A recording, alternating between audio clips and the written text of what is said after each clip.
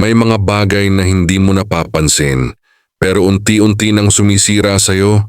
Yung mga maliliit na pagod na hindi mo inaamin, mga simpleng comment na tinatawanan mo pero sa loob mo pala, tinatamaan ka. Yung mga bagay na pinapalampas mo kasi ayaw mo ng gulo. Pero bawat pagpalampas, may kaunting bahagi kang nauubos. Yung toxicity na tinanggap mo bilang normal. Yung stress na tinawag mong sanay na ako. Ito yung mga taong paulit-ulit mong iniintindi. Kahit ikaw mismo walang umaalalay. Unti-unti kang lumulubog nang hindi mo namamalayan dahil abala ka sa pagiging matatag.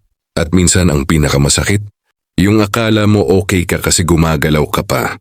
Pero hindi mo alam araw-araw may parte sa'yo na humihina.